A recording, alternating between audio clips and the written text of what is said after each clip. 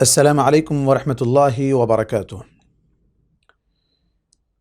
الحمد للہ رب العالمین والعاقبۃ للمتقین والصلاة والسلام علی رسولہ الامین وعلی آلہ وصحبہ اجمعین، اما بعد۔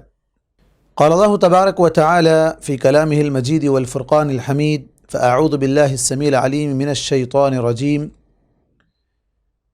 ومن آیاته ان خلق لكم من انفسكم ازواجا لتسكنوا اليها وجعل بينكم مودة ورحمة۔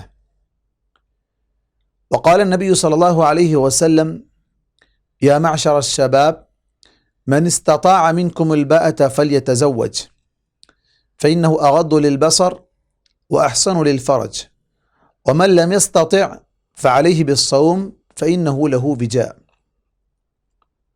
اما بعد۔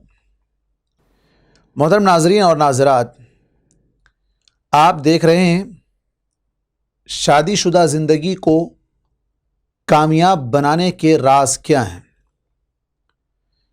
Secrets of successful married life. یقیناً زندگی کا یہ حصہ جسے اللہ تبارک و تعالیٰ نے اس نعمت سے سرفراز کیا ہے، بہت بڑی نعمت اللہ نے اس کو دی ہے،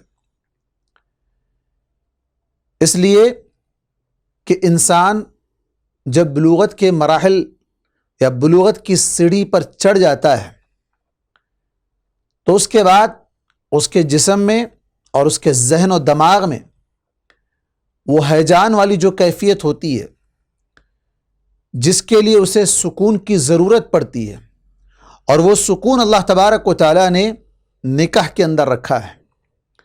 جیسے میں نے ابھی آپ کے سامنے سورہ روم کی آیت تلاوت کی ہے جس کے اندر اللہ تبارک و تعالیٰ کا فرمان ہے: وَمِنْ آيَاتِهِ أَنْ خَلَقَ لَكُم مِّنْ أَنفُسِكُمْ أَزْوَاجًا لِتَسْكُنُوا إِلَيْهَا وَجَعَلَ بَيْنَكُم مَّوَدَّةً وَرَحْمَةً۔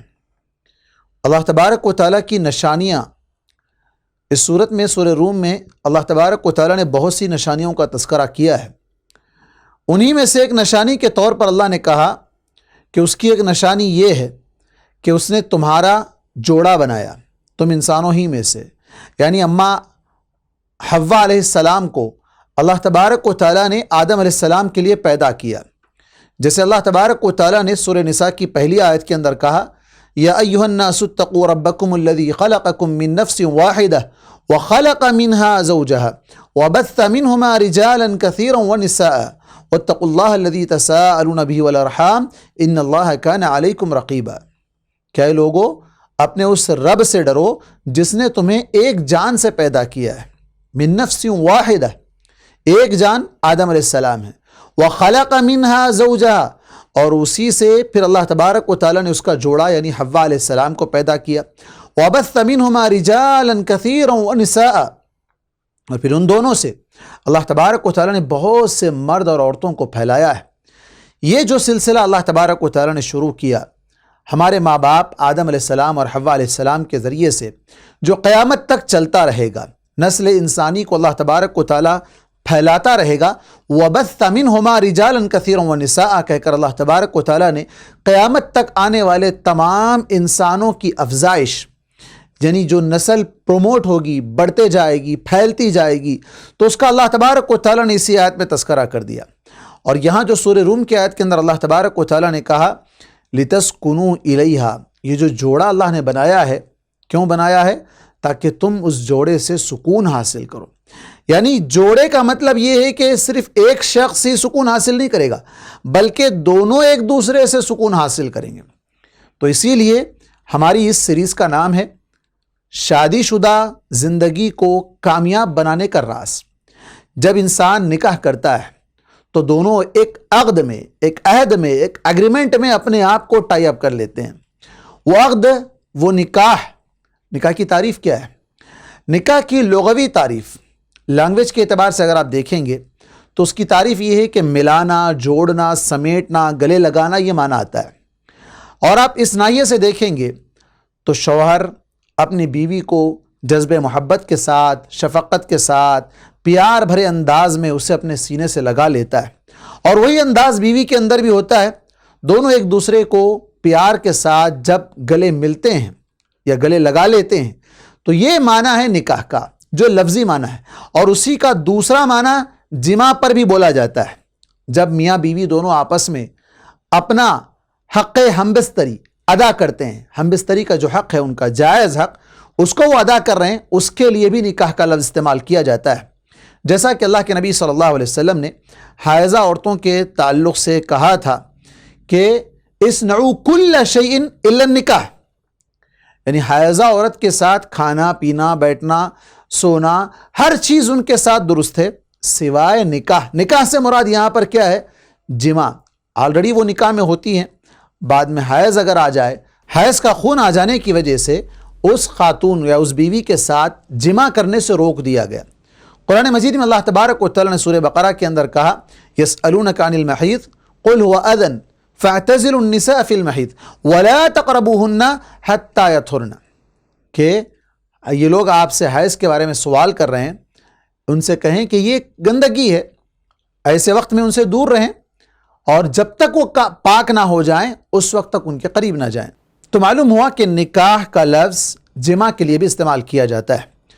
لغوی اعتبار سے نکاح کی شرعی تعریف کیا ہے؟ نکاح کی شرعی تعریف یعنی شریعت اسلامیہ میں نکاح کس کو کہا جاتا ہے؟ وہ عقد، وہ عہد، وہ اگریمنٹ، وہ معاہدہ جو میاں اور بیوی کو، شوہر کو اور بیوی کو ایک دوسرے کے ساتھ حق زوجیت ادا کرنے کا پورا موقع فراہم کرتا ہے۔ دوسرے الفاظ میں اگر کہیں تو نکاح وہ اگریمنٹ ہے جو میاں بیوی کو جائز طور پر ایک دوسرے کے ساتھ لطف اندوز ہونے کا موقع فراہم کرتا ہو۔ تو یہ نکاح کی شرعی تعریف ہوئی۔ نکاح کا حکم کیا ہے؟ شریعت اسلامیہ میں اگر دیکھیں تو ہر آدمی کے ظاہری صحت اور اس کے اخلاق کا اعتبار کرتے ہوئے اس پر حکم لگایا جائے گا۔ جیسے کوئی شخص ہے جسے یہ ڈر لگا ہوا ہو کہ اگر وہ نکاح نہ کرے تو زنا میں پڑ جائے گا، زنا میں پڑنے کا اسے ڈر لگا ہوا ہے، تو اس سلسلے میں علماء کہتے ہیں کہ ایسے شخص پر نکاح کرنا واجب ہے، ایسے شخص پر نکاح کرنا واجب ہے، یعنی جسے ڈر لگا ہوا ہے، وہ بلوغت کی سیڑھی چڑھ گیا ہے، وہ بالغ ہو چکا ہے اور اس کے اطراف و اکناف میں بے حیائی کا ماحول ہے، یا نہیں بھی ہے، بے حیائی کا ماحول نہیں بھی ہے، لیکن چونکہ اس کی فطرت میں، اس کے جسمانی طور پر اس کے اندر جو گرمی اور جو ہیجان والی جو کیفیت اس کے اندر ہے، جس کی وجہ سے وہ اپنے آپ پر کنٹرول نہیں کر سکتا ہے، اور ہو سکتا ہے کہ اگر نکاح نہ کرے تو وہ پھر غلط راستے پر جا کر زنا میں پڑ سکتا ہے، جبکہ قرآن میں کہا گیا وَلَا تَقْرَبُوا الزِّنَا، زنا کے قریب نہ جاؤ، اِنَّهُ كَانَ فَاحِشَةً وَسَاءَ سَبِيلًا، یقیناً یہ کھلی بے حیائی اور برا راستہ ہے۔ تو زنا میں پڑنے کا جسے ڈر ہو، ایسے آدمی پر علماء نے کہا کہ نکاح کرنا واجب ہے۔ دلیل کیا ہے اس سلسلے میں؟ دلیل صحیح بخاری حدیث نمبر 1905، جس میں اللہ کے نبی صلی اللہ علیہ وسلم نے کہا یا معشر الشباب من استطاع منکم الباءۃ فلیتزوج۔ آپ صلی اللہ علیہ وسلم نے نوجوانوں کی جماعت کو خطاب کیا اور کہا اے نوجوانوں کی جماعت، تم میں سے جو آدمی نکاح کی طاقت رکھتا ہے، قدرت رکھتا ہے، وہ نکاح کے تمام اخراجات اور اس کے بعد نکاح کی تمام ضروریات کی تکمیل کرنے پر وہ قادر ہے، تو ایسے شخص پر واجب ہے کہ وہ نکاح کر لے، فلیتزوج، اس پر ضروری ہے کہ وہ نکاح کر لے۔ کیوں؟ اس لیے کہ یہ نکاح اس کی نگاہوں کو جھکا کر رکھتا ہے، اس کی نظروں کو جھکا کر رکھتا ہے، فَإِنَّهُ أَغَضُّ لِلْبَصَرِ وَأَحْسَنُ لِلْفَرْجِ۔ دیکھیں ہم نے کہا تھا کہ جس کے جسمانی طور پر، جس کے اندر ہیجان والی کیفیت ہو، جو آدمی کنٹرول سے باہر ہو جائے یا جسے ڈر لگا ہوا ہو کہ وہ زنا میں پڑ سکتا ہے، اس کی شرمگاہ کے فتنے کی وجہ سے وہ زنا کے قریب جا سکتا ہے، تو یہاں آپ صلی اللہ علیہ وسلم نے نکاح کو واجب قرار دیتے ہوئے کہا فَإِنَّهُ أَحْسَنُ لِلْفَرْجِ، وہ اس کی شرمگاہ کی حفاظت کا سب سے بہترین ذریعہ ہے۔ احسن، حفاظت کا ذریعہ۔ قلعہ، فورٹریس جو ہوتا ہے، اس کو حسن یا حسین کہا جاتا ہے۔ حسن المسلم آپ دعاؤں کی کتاب آپ کے پاس ہے۔ یعنی شرمگاہ کی حفاظت نکاح کے اندر ہے۔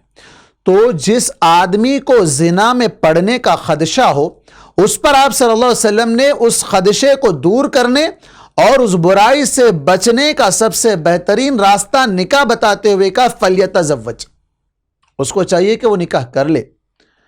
نکاح انبیاء کی سنت رہی ہے، نکاح انسانی فطرت کا تقاضا ہے، معاشرتی معاملات کا تقاضا ہے، نفسیاتی جو ہے نا معاملہ ہے، کئی ایک چیزیں اس کے اندر شامل ہیں۔ ہم مرحلہ وار ایک ایک چیز کی وضاحت کرتے ہیں۔ نکاح فطری ضرورت کیسے ہے؟ یعنی انسان کے نیچر میں یہ چیز ہے کہ وہ نکاح کرنا چاہتا ہے۔ کیوں؟ اس لیے کہ اللہ تبارک و تعالیٰ نے جیسے آدم علیہ السلام کو پیدا کیا تو ان کی نفسیات، ان کی فطرت کو اللہ تبارک و تعالیٰ جانتا ہے، کیونکہ کوئی بھی شخص جب کوئی چیز اپنے ہاتھ سے مینوفیکچر کرتا ہے، بناتا ہے، تو اس کی تمام ضروریات کو وہ جانتا ہے۔ کوئی آدمی کوئی وہیکل بنا رہا ہے، گاڑی بنا رہا ہے، کار بنا رہا ہے، اس کی تمام ضروریات، اس کی نیڈز کیا ہیں، اس کو کس کس چیز کی ضرورت پڑتی ہے، اس حساب سے اس کو تیار کرتا ہے۔ اللہ تبارک و تعالیٰ جس نے انسان کو احسن تقویم، بہترین ڈھانچے میں بنایا ہے، کیا وہ اس کی فطرت کے تقاضوں کو پورا نہیں کرے گا؟ اسی لیے اللہ تبارک و تعالیٰ نے حوا علیہ السلام کو پیدا کیا اور کہا لِتَسْكُنُوا إِلَيْهَا، سکون حاصل کریں، فطری تقاضا ہے۔ اس کو سمجھنے کے لیے ہم آپ کے سامنے ایک مثال دے سکتے ہیں۔ انسان کی فطرت میں کئی ایک تقاضے ہیں، جیسے بھوک ہے، انسان کو بھوک لگتی ہے تو کھانا چاہتا ہے، پیاس لگتی ہے تو پانی پینا چاہتا ہے، کچھ سننا چاہتا ہے تو کانوں سے سن لیتا ہے، کچھ دیکھنا چاہتا ہے تو آنکھوں سے دیکھ لیتا ہے۔ یعنی انسان کے لیے جن جن چیزوں کی ضرورت ہے اللہ تبارک و تعالیٰ نے وہ ساری چیزیں اس کے لیے مہیا کی ہیں۔ یعنی جس طرح انسان بھوک مٹانے کے لیے کھانے کی طرف راغب ہوتا ہے، انسان کی بھوک اس وقت مٹتی ہے جب وہ کوئی بنیادی غذا، بیسک غذا جس سے اس کا پیٹ بھر سکے، اگر اس کے بجائے وہ جوس کے ذریعے سے، سینڈوچ کے ذریعے سے یا پانی پر اکتفا کرتے ہوئے اگر وہ اپنی بھوک یا پیاس کو مٹانا چاہے تو ٹیمپروری طور پر، عارضی طور پر اس کی وہ بھوک یا اس کی پیاس مٹ تو سکتی ہے، لیکن وہ ہمیشہ کا علاج یا اس کے بھوک کو مٹانے کا پرماننٹ ذریعہ نہیں ہو سکتی ہے۔ بالکل اسی طرح اگر کوئی شخص نکاح کے بجائے انسان کی جو فطری ضرورت ہے نکاح، جس کے ذریعے سے انسان کی وہ بھوک جو بالغ ہونے کے بعد اسے لگتی ہے، اس بھوک کو مٹانے کے لیے اللہ تبارک و تعالیٰ نے نکاح ایک بیسک ذریعہ رکھا ہے، بنیادی ضرورت ہے اس کی، اس کو چھوڑ کر اگر وہ شخص جس طرح ایک ٹائم پر کھانا اسے کھانا ہے، کھانے کے بجائے وہ سموسے پر گزارا کر لے، وہ پانی پر گزارا کر لے، وہ کچھ کھجور کے چھواروں پر گزارا کر لے، تو اس کی پوری ضرورت یا پوری بھوک تو نہیں مٹ سکتی ہے۔ بالکل اسی طرح نکاح کرنے کے بجائے اگر کوئی شخص نکاح کے بجائے آنکھوں سے لطف اندوز ہونا چاہے، آنکھوں کے ذریعے سے اللہ کے نبی صلی اللہ علیہ وسلم نے جو نکاح کے واجب ہونے کے لیے جو دو چیزیں بتائی ہیں، فَإِنَّهُ أَغَضُّ لِلْبَصَرِ، نگاہوں کو، نظروں کو نیچا رکھنے کا ذریعہ ہے۔ یعنی اگر کوئی شخص نکاح کرنے کے بجائے نگاہ کے ذریعے سے، نظروں کے ذریعے سے پورن ویب سائٹس دیکھ رہا ہے، بلو فلمز دیکھ رہا ہے، بے حیائی کی حرکتیں دیکھ رہا ہے، یا اپنے آنکھوں کے سامنے کسی کے ذریعے سے وہ ایسے سارے اعمال دیکھ رہا ہے، تو کیا اس کی وہ بھوک جو اسے لگی ہوئی ہے وہ مٹ سکتی ہے؟ نہیں مٹ سکتی ہے۔ اس کے لیے ضروری ہے کہ وہ نکاح کرے، اور اگر وہ نکاح نہیں کرے گا، یعنی مان لو تھوڑی دیر کے لیے وہ زنا کر لے، زنا ایک تو اس کے جسم پر دھبا ہے، اس کی عزت کو تار تار کرنے والا ہے، برا راستہ ہے، معاشرے میں اسے برا سمجھا جائے گا، اور وہ زنا جس کے ذریعے سے وہ اولاد حاصل کرنا نہیں چاہتا، اولاد کو وہ فوراً جو نا ضائع کر دینا چاہتا ہے، اگر وہ حاملہ ہو جائے تو فوراً اسے حمل کو گرانے یا ابارشن کرانے کی فکر میں لگ جاتا ہے، جبکہ یہی سارے کام نکاح کرنے کے بعد انسان جب کرتا ہے تو وہ اولاد اس کی نیک نامی کا ذریعہ بنتی ہے، اس کے لیے سکون اور آنکھوں کی ٹھنڈک کا ذریعہ بنتی ہے، کل قیامت کے دن اس کے اجر و ثواب میں اضافے کا ذریعہ بنتی ہے۔ دیکھیں آپ، ایک ہی کام دو الگ الگ راستوں سے ہو رہا ہے۔ ایک نیک راستے سے ہو رہا ہے جسے نکاح کہا جا رہا ہے، اور دوسرا برا راستہ جسے زنا کہا جا رہا ہے۔ تو دونوں کے اندر اتنا ڈیفرنٹ ہے۔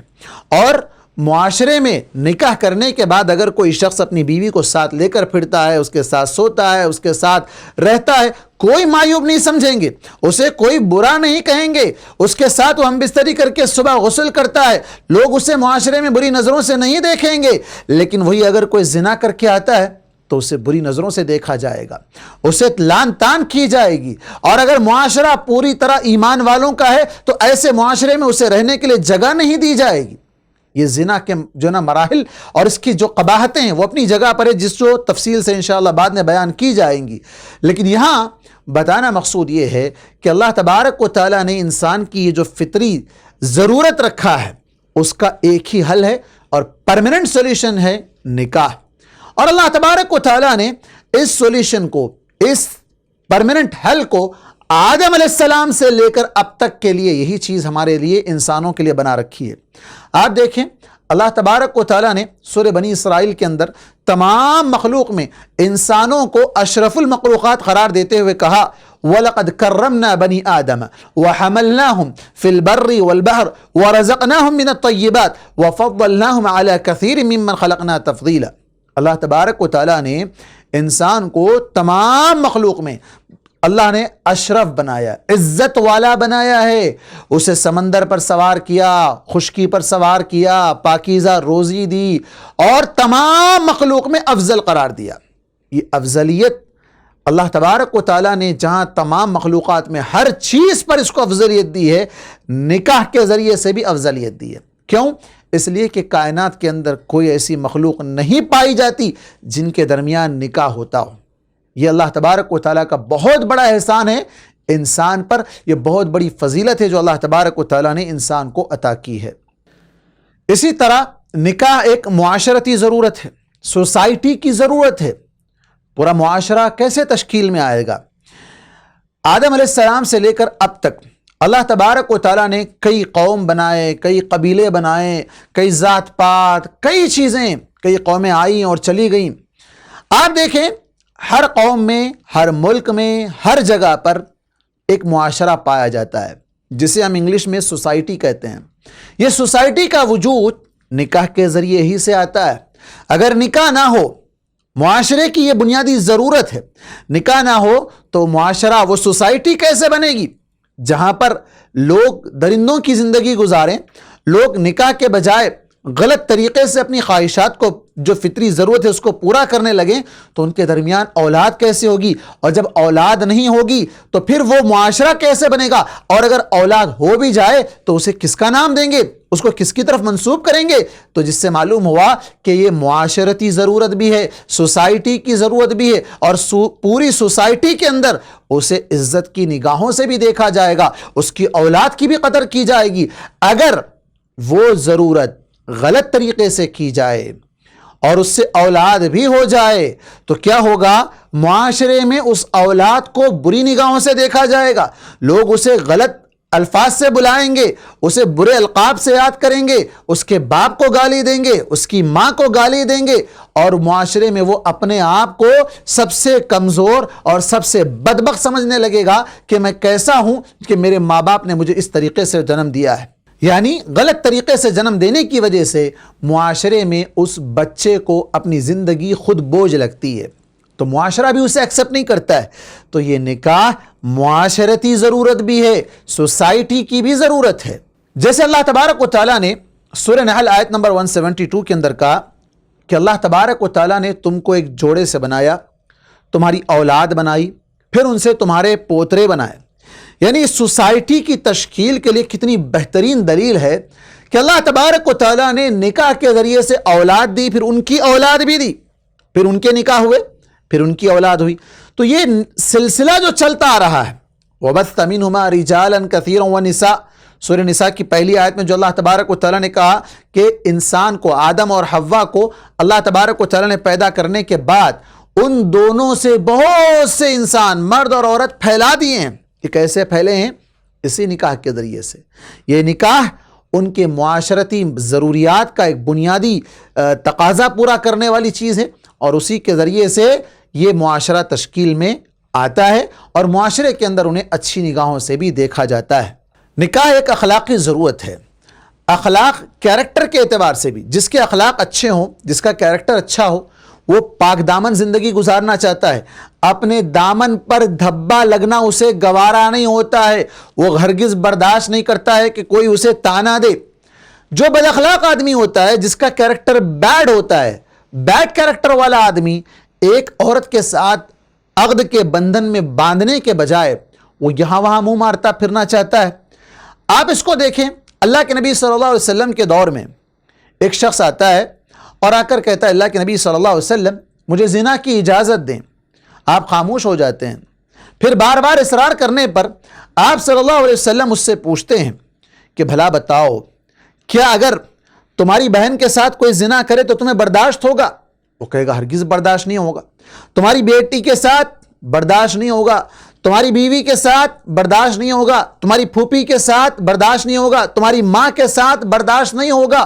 تب بھلا بتاؤ تم جس عورت سے زنا کرنا چاہتے ہو وہ یا تو کسی کی بیٹی ہے، وہ یا تو کسی کی ماں ہے، وہ یا تو کسی کی بیوی ہے، وہ یا تو کسی کی پھوپھی ہے، وہ کسی کی بہن ہے، کچھ نہ کچھ تو رشتہ ہے، تو کون اس کو برداشت کرے گا؟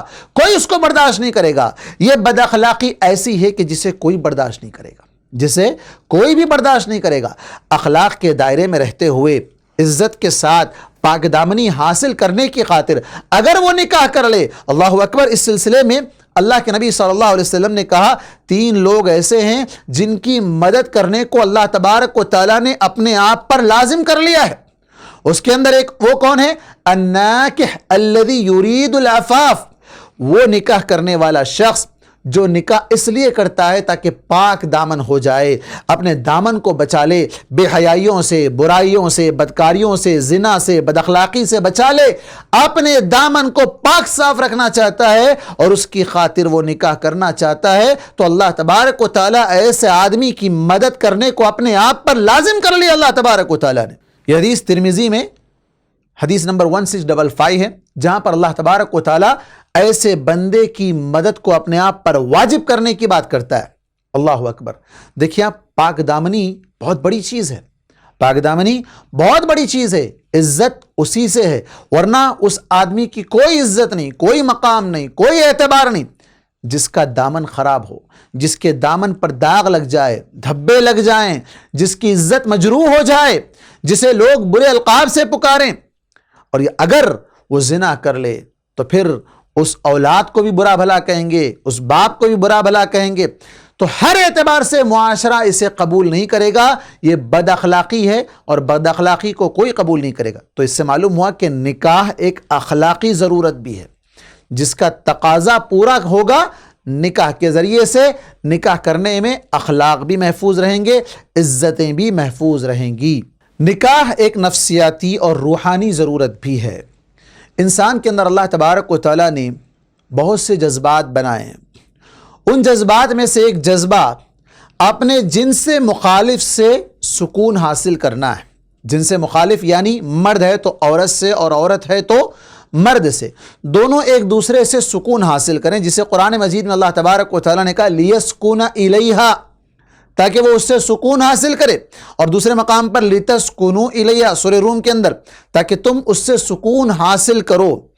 اور اللہ کے نبی صلی اللہ علیہ وسلم نے ان تمام محبت کے کھوکھلے دعووں کو بے بنیاد قرار دیا جو لوگ نکاح سے پہلے یا نکاح کے بغیر نکاح کے آپس میں ایک دوسرے سے محبت، لو، عشق، افیئر کرتے ہیں اور اسے سمجھتے ہیں کہ یہ بہت بڑی چیز ہے، ایک دوسرے کے بغیر وہ رہ نہیں سکتے ہیں۔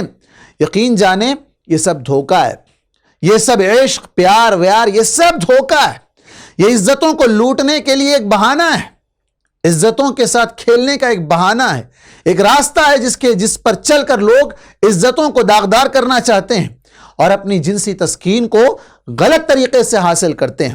اللہ کے نبی صلی اللہ علیہ وسلم نے اسے نفسیاتی ضرورت جو قرار دیتے ہوئے نکاح کو کہا لم یرا للمتحابین الا مثل النکاح، نکاح کے علاوہ ایسی کوئی چیز نہیں ہے جو دو آپس میں محبت کرنے والوں کی محبت کو اجاگر کر سکے۔ نکاح ہی وہ ذریعہ ہے جس کے ذریعے سے دونوں محبت کرنے والے آپس میں محبت کرتے ہیں، تو وہ محبت، وہ عشق، وہ پیار، وہ لو سب سے زیادہ بابرکت ہے، اور وہ ایکسیپٹیبل ہے، عزت والا پیار ہے، عزت والا عشق ہے، جسے لوگ برا نہیں سمجھتے، جسے رب برا نہیں سمجھتا، جس کی اللہ تبارک و تعالیٰ قدر کرتا ہے۔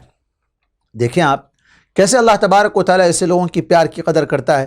اللہ تبارک و تعالیٰ خود اسی سورہ روم کی آیت کے اندر کہا وَجَعَلَ بَيْنَكُمْ مَوَدَّةً وَرَحْمَةً، آپس میں الفت و محبت اللہ نے ڈال دی ہے۔ اس نکاح کے ذریعے سے الفت و محبت، دونوں ایک دوسرے کو کبھی جانتے نہیں، کبھی پہچانتے نہیں، دونوں نے کبھی کسی سے ایک دوسرے کو دیکھا نہیں، کبھی ملے نہیں، نکاح ہوا، نکاح کے بعد ایک دوسرے پر جان دینے کے لیے تیار ہو جاتے ہیں، بھوکا رہ جانا گوارا ہو جاتا ہے، لیکن اپنے مخالف یعنی اگر شوہر ہے تو بیوی کی ضرورت پورا کرنے کے لیے وہ ساری دنیا ایک کر دیتا ہے، ساری محنتیں کرنے لگ جاتا ہے، اور اگر شوہر ہے بیوی اس کے لیے اپنا تن من دھن سکون سب کچھ لگا دیتی ہے۔ لیکن وہی چیز عشق و محبت کے جھوٹے دعوے کرنے والوں میں آپ کو نہیں ملے گی۔ یہ محبت ایسی محبت ہے جہاں پر نہ صرف ظاہری سکون حاصل کرنا مقصود ہوتا ہے بلکہ ساتھ ہی ساتھ روحانی سکون بھی حاصل کیا جاتا ہے۔ روحانی سکون کیا ہے؟ دونوں ایک دوسرے کو نماز کے لیے بیدار کر رہے ہیں۔ اللہ اکبر، اللہ کے نبی صلی اللہ علیہ وسلم نے جو کہا تھا کہ اللہ تبارک و تعالیٰ اس جوڑے کو دیکھ کر خوش ہوتا ہے جو شوہر ہے تو بیوی کو چھینٹے مار کر اٹھاتا ہے اٹھو تہجد کی نماز پڑھو، بیوی ہے تو شوہر کو چھینٹے مار کر اٹھاتی ہے کہ نماز کا وقت ہو گیا نماز پڑھو۔ یہ روحانی سکون ہے، یہ روحانی سکون ہے۔ اور دعائیں مانگتے ہیں ربنا هب لنا من ازواجنا وذرياتنا قرة اعین واجعلنا للمتقین اماما۔ کیا دعا ہے؟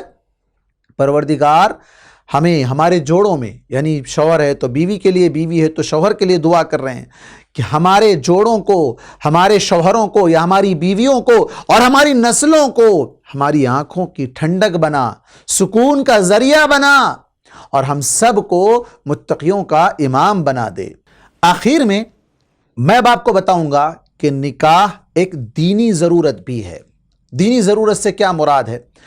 اسلام میں اللہ تبارک و تعالیٰ نے نکاح کو واجب قرار دیا ہے ان لوگوں کے لیے جو زنا میں پڑنے کا ڈر رکھتے ہیں، جنہیں ڈر لگا ہوا ہے۔ نکاح تمام انبیاء کی سنت ہے۔ اللہ تبارک و تعالیٰ نے کہا وَلَقَدْ أَرْسَلْنَا رُسُلًا مِّن قَبْلِكَ وَجَعَلْنَا لَهُمْ أَزْوَاجًا وَذُرِّيَّةً، ہم نے آپ سے پہلے جتنے بھی رسولوں کو بھیجا ان تمام کے بیویاں بھی تھی اور اولاد بھی تھی۔ اور خود اللہ کے نبی صلی اللہ علیہ وسلم نے کیا کہا؟ النکاح من سنتی، نکاح میری سنت ہے، میرا طریقہ ہے۔ اور قرآن میں اللہ تبارک و تعالیٰ نے کہا وَأَنكِحُوا الْأَيَامَ مِنْكُمْ، جو تم میں بے نکاح ہیں چاہے وہ مرد ہوں یا عورت ہوں ان کا نکاح کروا دو۔ انکحو کا لفظ استعمال کیا اللہ تبارک و تعالیٰ نے، نکاح کرانے کا حکم دیا ہے۔ اور فمن رغب عن سنتی فلیس منی، دوسری روایت میں آپ صلی اللہ علیہ وسلم نے جو کہا کہ جو میری سنت سے اعراض کر دے وہ مجھ میں سے نہیں ہے، وہ ہم مسلمانوں میں سے نہیں ہے۔ اللہ اکبر، یہ نکاح ایک دین کا حصہ ہے۔ اسی لیے اللہ کے نبی صلی اللہ علیہ وسلم نے کہا اذا تزوج العبد فقد استکمل نصف الدین فلیتق اللہ فی النصف الباقی، کہ جب بندہ نکاح کرتا ہے تو اس کے ذریعے سے اس کا آدھا دین مکمل ہو جاتا ہے، 50% وہ دین کو پہنچ جاتا ہے، دین کو حاصل کر لیتا ہے، دین کے 50% مراتب تک پہنچ جاتا ہے، بقیہ 50% پورا کرنے کے لیے وہ اللہ تبارک و تعالیٰ سے ڈرتے ہوئے زندگی گزارے۔ سلسلۃ الصحیحہ کے اندر امام البانی رحمہ اللہ نے اس حدیث کو شواہد کی بنا پر حسن درجے کی قرار دیا ہے۔ تو دیکھیں نکاح ایک دینی ضرورت بھی ہے۔ دینی ضرورت کے سلسلے میں اگر آپ ایک اور حدیث پر روشنی ڈالتے ہیں تو دیکھیں نکاح کی وجہ سے اسے اجر بھی مل رہا ہے۔ کیسے مل رہا ہے؟ صحیح مسلم کی حدیث نمبر 1006 طویل حدیث ہے جس میں آپ صلی اللہ علیہ وسلم نے کہا کہ اگر بندہ اپنی بیوی کے ساتھ جمع کرتا ہے وَفِي بُضْعِ أَحَدِكُمْ صَدَقَةٌ، بیویوں کے ساتھ جمع کرنے میں بھی نیکی ہے۔ صحابہ نے پوچھا اللہ کے نبی صلی اللہ علیہ وسلم اس میں کیسی نیکی ہے؟ آدمی اپنی ضرورت پوری کر رہا ہے. دیکھیے جو اب تک شروع سے بات ہو رہی تھی کہ یہ ضرورت ہے کہ انسان کی فطری ضرورت ہے, معاشرتی ضرورت ہے, بنیادی ضرورت ہے, لیکن صحابہ نے اس کو دینی ناحیت سے نہیں دیکھا تھا. صحابہ نے یہ سمجھا کہ یہ ایک بنیادی ضرورت ہے, بھوک لگی تو کھانا کھانا جیسے ہے ویسے ہی نکاح کرنا بھی ویسے ہی ایک ضرورت ہے. اللہ کے نبی صلی اللہ علیہ وسلم نے اس کو ایک دینی ضرورت کے طور پر پیش کرتے ہوئے کہا کہ بھلا بتاؤ اگر اس نے اس کا استعمال غلط جگہ پر کیا ہوتا تو کیا اس کے لیے گناہ ہے کہ نہیں ہے؟ کہا ضرور ہے. تو کہا جب اس نے اس کو حلال طریقے سے استعمال کیا ہے, حلال جگہ میں استعمال کیا ہے, تو پھر اس کے لیے ضرور نیکی بھی تو ہے. اللہ اکبر. دیکھیں آدمی نکاح کر رہا ہے اور بیوی کے ساتھ زندگی گزارنے کی وجہ سے, اس کے ساتھ حق زوجیت ادا کرنے کی وجہ سے, جمع کرنے کی وجہ سے اسے نیکی بھی لکھی جا رہی ہے. اور جب دینی ضرورت کی بات آ ہی گئی ہے, اللہ اکبر, آپ دیکھیں اللہ کے نبی صلی اللہ علیہ وسلم نے نکاح کرنے کے جو ریزنز ہیں جس کے ذریعے سے نکاح ہوتا ہے, 4 چیزیں بتائیے آپ صلی اللہ علیہ وسلم نے. کیا کہا آپ صلی اللہ علیہ وسلم نے؟ کہا لِجَمَالِهَا, خوبصورتی دیکھی جاتی ہے عورت کی. اس کے بعد اس کے نسب حسب نسب کو دیکھا جاتا ہے, اس کے مال کو دیکھا جاتا ہے, اس کی دینداری کو دیکھا جاتا ہے. اور آپ نے کہا فَاظْفَرْ بِذَاتِ الدِّينِ, دیندار عورت کو ترجیح دو. نکاح کرنے کے لیے دین کو چھوڑ کر صرف مال کو اگر ترجیح دیں گے, صرف خوبصورتی کو اگر ترجیح دیں گے, صرف حسب نسب کو اگر ترجیح دیں گے, تو پھر وہ نکاح بابرکت نہیں ہوگا. وہ نکاح فَاظْفَرْ, بابرکت نکاح ہے, کامیاب نکاح ہے. کامیابی اگر تم چاہتے ہو تو پھر دیندار عورت کو ترجیح دو. تو دینی ضرورت, نکاح ایک دینی ضرورت ہے. اسی لیے آپ صلی اللہ علیہ وسلم نے کہا کہ نکاح کے معاملے میں دیندار عورت کا خیال اگر رکھا جائے تو وہ دیندار عورت اسے ہمیشہ دینی رہنمائی کرتی رہے گی, اور نہ صرف اس کی بلکہ اس کے آنے والے بچوں کی بھی دینی ماحول میں تربیت کرتے ہوئے اس بچوں کو اپنی دنیا میں آنکھوں کی ٹھنڈک کا, سکون کا ذریعہ جہاں بنائے گی, وہیں آخرت میں اجر و ثواب میں اضافے کا باعث بھی بنائے گی. فَاظْفَرْ بِذَاتِ الدِّينِ, دیندار عورت کو ترجیح دو. تو یہ دینی ضرورت ہے جس کے ذریعے سے انسان اپنے دین کے آدھے حصے کو پہنچ جاتا ہے. اذا تزوج العبد فقد استکمل نصف الدین, جو آپ صلی اللہ علیہ وسلم نے کہا بھی, جو حدیث گزری ہے کہ اس کے ذریعے سے بندہ اپنا آدھا دین مکمل کر لیتا ہے. تو انسان کو چاہیے کہ نکاح کر کے زندگی گزارے. نکاح کے اندر اللہ تبارک و تعالیٰ نے بہت سے فوائد رکھے ہیں جو انشاءاللہ ابھی آپ کے سامنے میں پیش کرنے جا رہا ہوں کہ نکاح کے کیا کیا فوائد ہیں. نکاح کے فوائد بے شمار ہیں. جس نے نکاح کیا ہے وہ جانتا ہے, اور جو نہیں جانتا ہے اسے اب جان لینا چاہیے کہ شریعت میں نکاح کے کیا کیا فائدے بیان کیے گئے ہیں. سب سے پہلی چیز, اللہ اور اس کے رسول کے حکم پر وہ عمل کر رہا ہے. جیسے ہم نے شروع میں مقدمے کے طور پر بیان کیا, وَأَنْكِحُ الْأَيَامَ مِنْكُمْ, سورۃ النور کے اندر اللہ تبارک و تعالیٰ نے بیان کیا کہ جن کا نکاح نہیں ہوا ہے, جو بے نکاح کے مرد یا عورت ہیں, ان کا نکاح کروا دو. اور نکاح کے ذریعے اللہ کے نبی صلی اللہ علیہ وسلم نے جیسے کہا فَلْيَتَزَوَّجْ, وہ نکاح کر لے. تو اللہ اور اس کے رسول کے حکم کی تابعداری اور اس کی فرما برداری کرنے کا سب سے پہلا فائدہ ہے. نکاح کے ذریعے سے بڑا فائدہ یہ ہے کہ اللہ اور اس کے رسول کی اطاعت ہو رہی ہے. دینی اعتبار سے جو دینی ضرورت ہے نکاح, اور جیسے ہم نے یہاں کہا کہ اللہ اور اس کے رسول کی فرما برداری ہو رہی ہے, تو آپ صلی اللہ علیہ وسلم نے نیک عورت کے تعلق سے کیا کہا؟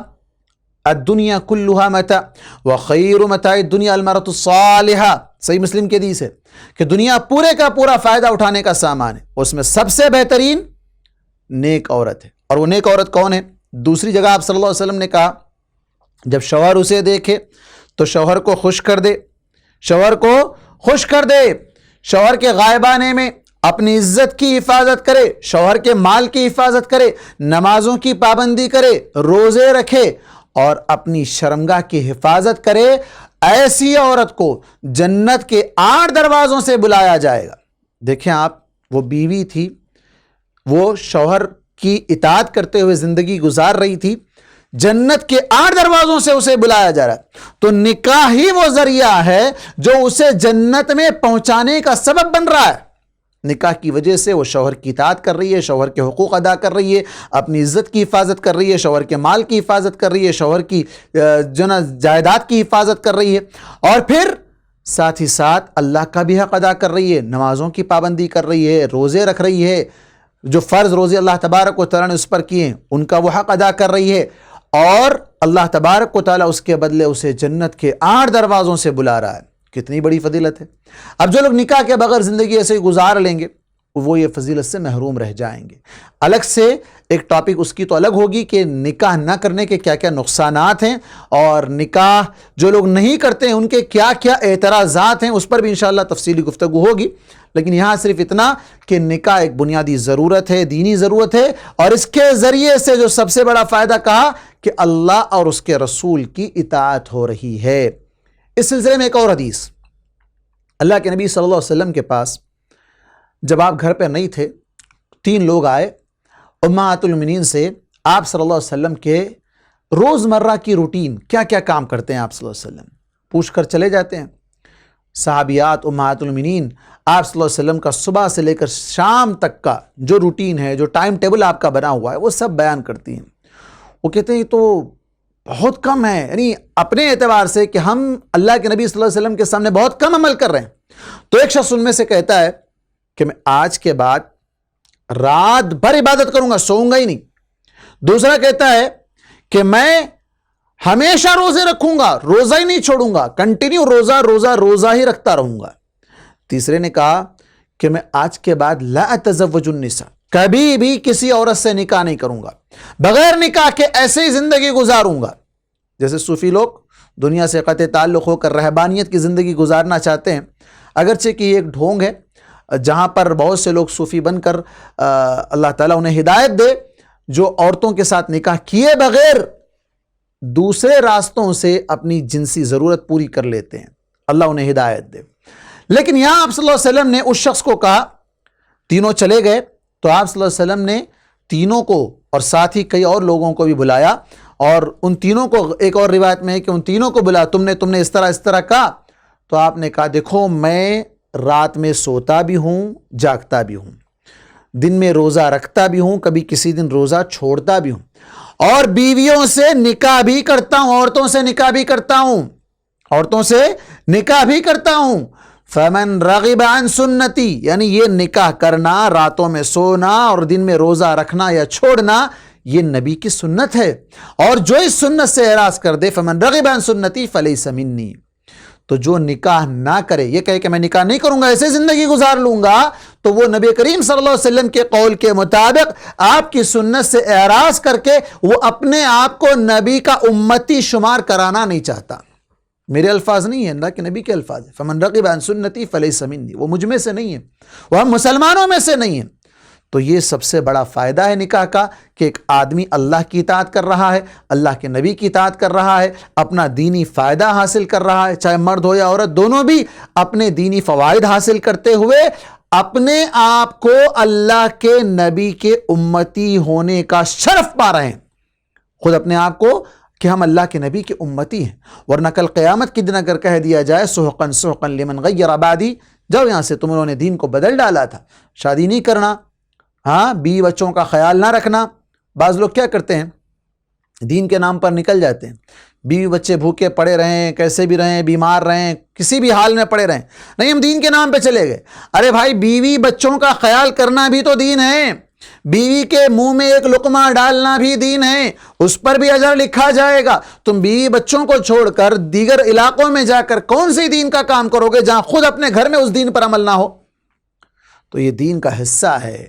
دین کے ذریعے سے انسان رہنمائی پا کر اپنی ازدواجی زندگی کو کامیاب بنا سکتا ہے، خوشگوار بنا سکتا ہے. تو سب سے پہلا فائدہ تو اللہ اور اس کے رسول کی اطاعت ہو رہی ہے. اسی طرح دوسرا فائدہ انبیاء اور رسولوں کی سنت پر عمل ہو رہا ہے. جیسے میں نے شروع میں کہا وَلَقَدْ أَرْسَلْنَا رُسُلًا مِّن قَبْلِكَ وَجَعَلْنَا لَهُمْ أَزْوَاجًا وَذُرِّيَّةً. اللہ تبارک و تعالیٰ نے قرآن مجید میں کہا کہ ہم نے آپ سے پہلے جتنے انبیاء اور رسول بھیجے ان تمام کے بیویاں بھی تھی، اولاد بھی تھی. تو تمام نبیوں کی سنت ہے، اور النکاح من سنتی، اللہ کے نبی کی سنت ہے. تو اللہ کے نبی صلی اللہ علیہ وسلم نے تو یہ بھی کہا ہے کہ میری آنکھوں کی ٹھنڈک عورتوں میں اور نماز میں رکھی گئی ہے. عورتوں سے مراد بیویوں میں، عام عورتوں میں نہیں، بیویوں کے اندر اللہ کے نبی، اور اسی لیے تو دعا بھی تو سکھائی گئی، ربنا ھب لنا من ازواجنا وذریاتنا قرۃ اعین، بیویوں میں اور ہماری نسلوں میں ہمیں آنکھوں کی ٹھنڈک نصیب فرما اور ہم سب کو متقیوں کا امام بنا دے. تیسرا فائدہ نکاح کا، شہوت. انسان کے اندر جو ضرورت ہے، حاجت ہے، بالغ ہونے کے بعد جو فطری طور پر جو اسے شہوت پوری کرنے کی جو بھوک لگتی ہے، اس بھوک کو پورا کرنے کا حلال طریقہ نکاح ہے. نکاح کے ذریعے سے وہ شہوت کو پوری کر سکتا ہے اور اس پر اسے اجر بھی ملے گا. اور نکاح کا چوتھا فائدہ ہے شرمگاہ کی حفاظت کرنا. انسان جب نکاح کر لیتا ہے تو شرمگاہ کی حفاظت ہوتی ہے. کیسے ہوتی ہے؟ اللہ کے نبی صلی اللہ علیہ وسلم نے کہا فَإِنَّ أَحْسَنُ لِلْفَرَجِ، شرمگاہ کی حفاظت کا ذریعہ ہے. اسی کو دیگر اور روایت میں آپ صلی اللہ علیہ وسلم نے کہا کہ اگر بندہ بازار میں یا کہیں بھی کسی عورت کو دیکھ لے، اس پر نظر پڑ جائے تو پہلی نگاہ تو معاف ہے، وہ فوراً وہاں سے نگاہ پھیر لے، اور اس کے دل میں اگر کچھ خیال آئے تو وہ اپنے گھر آئے اور اپنی بیوی کے ساتھ وہی کرے جو اس عورت کے ساتھ کرنا چاہتا تھا. یعنی جو وہاں زنا کرنا چاہتا تھا اس زنا کو چھوڑ کر گھر آئے، حلال طریقے سے اپنی بیوی کے ساتھ جمع کرے جس پر اسے اجر بھی ملے گا. تو شہوت پوری کرنے کا حلال راستہ، جہاں اسے کوئی لان تان نہیں ہوگی، اس پر گناہ نہیں لکھا جائے گا، بد اخلاقی کا داغ اور دھبا بھی اس پر نہیں لگے گا، اس کا دامن بھی پاک رہے گا اور اللہ تبارک و تعالیٰ الٹا اس پر اسے اجر بھی لکھے گا. نکاح کا پانچواں فائدہ یہ ہے کہ اس سے امت اسلامیہ میں اضافے کا ذریعہ ہوگا. نکاح کرنے سے انسان نکاح کیوں کرتا ہے؟ تاکہ اولاد ہو، اولاد جو اس کے بڑھاپے میں کام آ سکے. بچپن میں جب بچے وہ ہوں گے تو آنکھوں کی ٹھنڈک بن کر رہیں، اور جب بوڑھے ہو جائیں تو وہ لاٹھی اور سہارا بن جائیں، اور کل قیامت کے دن نام اعمال میں اضافے کا ذریعہ بن جائیں. ولد صالح يدعو له، نیک اولاد جو اس کے لیے دعائیں خیر کرتی رہتی ہے، اس کی وجہ سے بھی اس کے اعمال میں اضافہ ہوتا رہتا ہے. تو اولاد کے حصول کا ذریعہ ہے نکاح، اور اس کے ذریعے سے امت اسلامیہ میں اضافہ ہوگا. اور اس کا دوسرا فائدہ یعنی چھٹواں فائدہ یہ ہوگا کہ اللہ کے نبی صلی اللہ علیہ وسلم کی امت میں اضافے کا ذریعہ بن کر نبی کریم صلی اللہ علیہ وسلم کی خوشی میں اضافے کا ذریعہ بن جائے گا. آپ صلی اللہ علیہ وسلم نے کیا کہا؟ تزوج الودود الولود، بہت زیادہ محبت کرنے والی عورت سے شادی کرو، بہت زیادہ بچے جننے والی عورت سے شادی کرو. فَإِنِّي مُكَاثِرٌ بِكُمْ الْأُمَمَ يَوْمَ الْقِيَامَةِ، کہ میں کل قیامت کے دن دیگر امتوں پر میری امت کے ذریعے سے فخر کروں گا کہ میری امت کے لوگ زیادہ ہیں. اللہ اکبر. تو یہ بہت بڑا فائدہ ہے، یہ نکاح کا ایک بہت بڑا فائدہ ہے. اسی طرح نکاح کا ساتواں فائدہ یہ ہے کہ سوسائٹی اور معاشرے کی تشکیل دینا، خاندان بنانا، خاندان کی بنیاد ڈالنا، رشتے بنانا، آپس میں اس سے رشتے بنتے ہیں. اب جو لوگ بغیر نکاح کے زندگی گزارتے ہیں ان کے درمیان کوئی رشتہ نہیں ہوتا ہے، وہ جانوروں کی طرح زندگی گزار لیتے ہیں، اور رشتے بنا کر رشتوں کے حقوق ادا کیے جاتے ہیں. بیٹا ماں باپ کا حق ادا کرتا ہے، ماں باپ اولاد کا حق ادا کرتے ہیں. پھر ان کے ذریعے سے جو ذیلی رشتے بنتے ہیں، ان تمام کے رشتوں کے درمیان آپس میں الفت و محبت، ایک دوسرے کے حقوق، ایک دوسرے کی ذمہ داریاں ادا کرتے ہوئے زندگی گزارتے ہیں. ہر کام پر انہیں اس کا اجر بھی ملتا رہتا ہے. اور اسی طرح اور بڑا فائدہ یہ ہے کہ نکاح کے ذریعے سے اللہ تعالیٰ روزی میں اضافہ کرتا ہے، رزق میں اضافہ کرتا ہے. کیسے کرتا ہے؟ بعض لوگ کیا کہتے ہیں کہ بچہ جب تک پاؤں پر نہیں کھڑا ہوا تب تک نکاح نہیں کرنا ہے، تب تک نکاح نہیں کرنا ہے. پھر پاؤں پر کھڑے ہونے کا دعویٰ کرتے ہوئے جہیز مانگتے ہیں کہ ہمارا بچہ لنگڑا لولا ہے، وہ کما نہیں سکتا ہے، اس کو جہیز میں کچھ دے دو. پھر مانگتے بھی ہیں. تو دیکھیں یہ الگ سا ایک مسئلہ الگ ہے، جہیز کا مسئلہ الگ ہے، اس پر الگ سے بات ہوگی. لیکن یہاں جو لوگ یہ سمجھتے ہیں کہ بچہ بھی نہیں کما رہا ہے، اس کی شادی کیسے کریں؟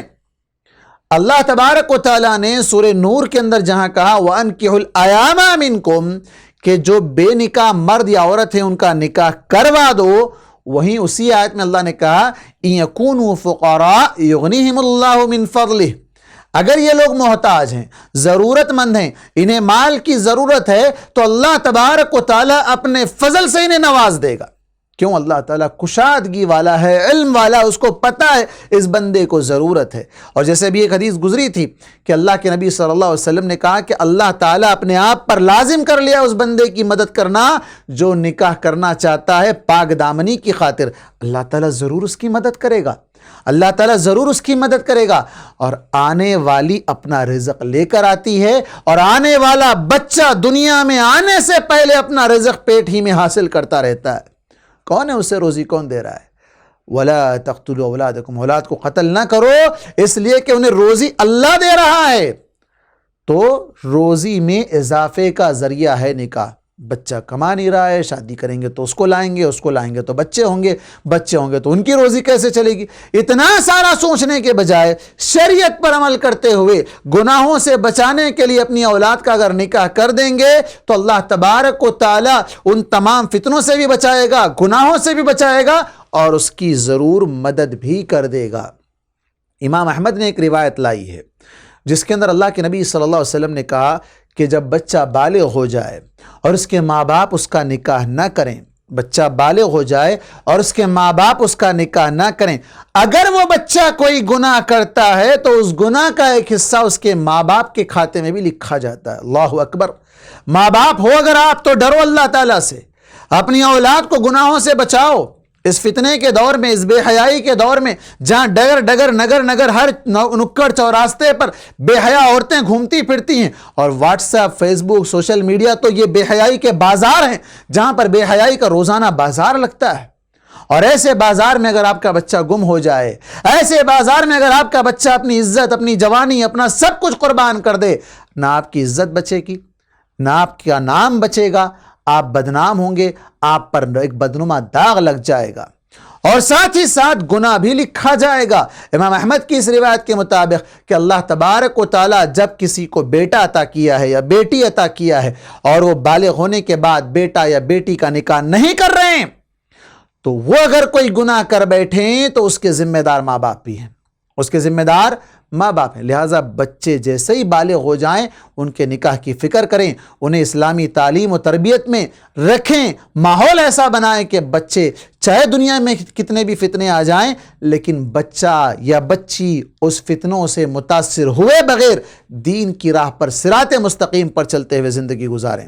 نکاح کا ایک بہت بڑا فائدہ یہ بھی ہے کہ میاں بیوی آپس میں سکون حاصل کرتے ہیں۔